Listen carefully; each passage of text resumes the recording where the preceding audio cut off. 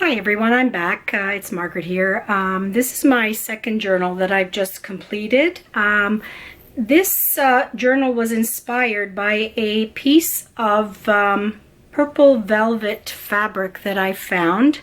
It was a vintage piece, a garment that I took apart. And I had it for the longest time, and I knew I was going to do something with it. But I decided to try something a little bit different in color. So I decided to use it for a journal project. This journal is called Victorian Belle, and it took me a while to make, simply because I don't have a lot of supplies in the mauves and lavenders and purple colors.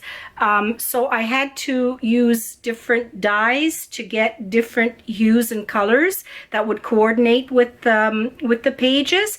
So it all came together finally, but it did take a while to get the colors that I wanted. And of course, adding some greens and pinks in it really sets it off beautifully.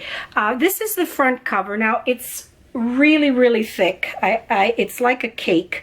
And this particular journal, the cover, I did it like a true cover, and I'll show you what I mean by that. The front page is this beautiful picture of a lady, a Victorian lady, and I've always loved this image, and I wanted to use this for the front. As you can see, the base is the purple velvet, and then what I did was I made some flowers and dyed them in different colors to coordinate with the green, adding some beautiful green tassels with pearls and these little green snippets from an applique that I had, adding them in and out of and in between the little flowers. And I had this other fabric here that was just perfect for it. I made a ruffle. And then just to do something different, I made these all by hand, these little petals. They took a long time to make, but I made a cluster all around, and I just love the way it turned out, actually. I really love this one.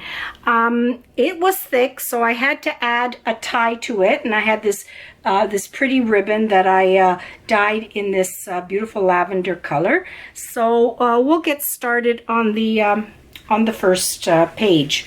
Now I added this little loop here in this trim to hold the tie. Now when I say I wanted to make a true cover, I'll show you what I mean. Excuse the glue strings. I mean, if anybody knows how to avoid glue strings, or if there's a special glue that doesn't cause strings, please let me know, because it's so frustrating when you're working on something. I use a blow dryer sometimes at the end to try and you know, get rid of them, but sometimes it works and sometimes it doesn't. Anyway, you can see that the cover is actually a cover. So I left that alone in this purple ruffle with a pretty little box pleat trim all around in this coordinating purple. And that's what I mean when I say that it's a true cover. I left that on its own. The front page, or the first page rather, again, a pretty lady. And I used different colors of lilacs and mauves, and made this, oh no, actually I had this, it was a tulle ruffle in this lavender color. And then I dyed some doilies, these little leaves that I added on here. I had this from a sari. Again, it was in a blue lilac color, and I just took a little snip of that and put it over here. I had these pretty little appliques in green with the sequins and rhinestones, which fit here perfectly. And then I added these little flowers on this little lavender cord, but one of the cords I actually intertwined it on the top of some snippets to create like a branch, and then I added these little flowers and rhinestones, and the rest I just left dangling in these little flowers and a little bit of this the green foliage. The next page, once again, I used the fabric, the base fabric here, just to create a little ruffle, and then some coordinating lace behind it. And I had these from a bedspread from a while back, so I just cut out different pieces. And what I loved about these are that it had some shiny silver thread in it, and I really loved the way that looked. So I layered them on top.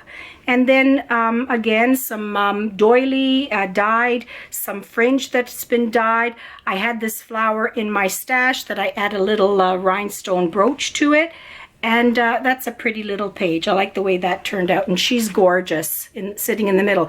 Oh, and here I had some strands of Aurora Borealis rhinestones. So I did a double row all around. So it's really sparkly. I don't know if you can see that, but it's really pretty.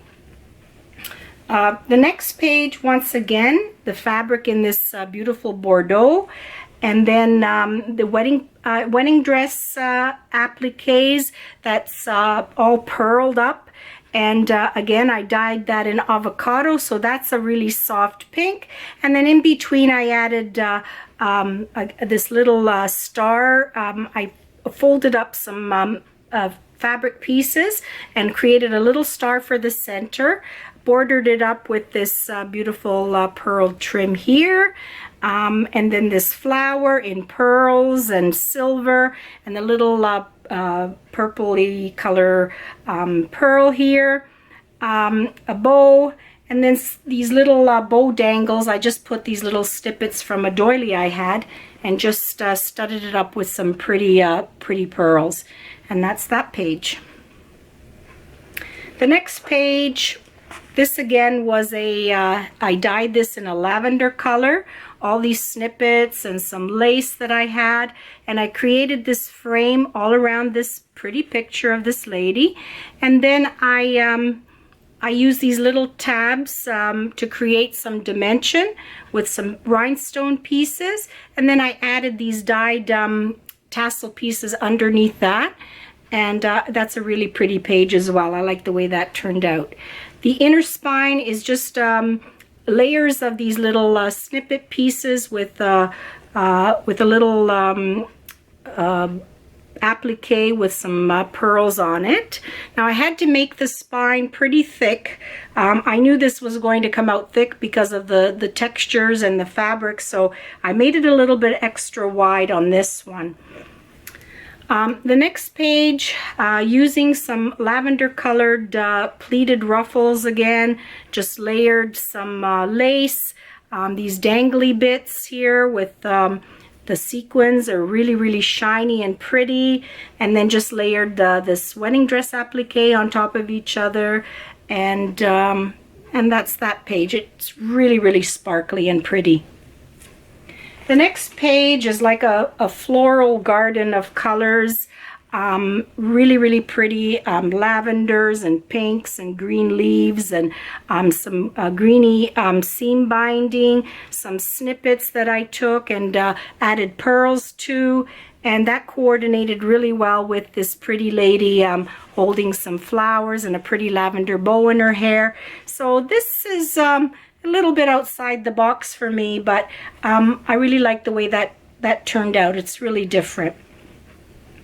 The next page, I just did a flower page. I made this ribbon rose out of the Bordeaux fabric, and then just added these little snippets, dyed snippets that I made for this. Again, some pinkish and gold appliques on the top with a little rhinestone brooch in the center, and I just left that simple and pretty as it is. The next page is the pocket page. Now, because the journal is so thick already, I really didn't want to get too fussy with this page, but I used some braid trims with a little lavender color in it that I had, and some greens, and with some green dangle trim on the bottom.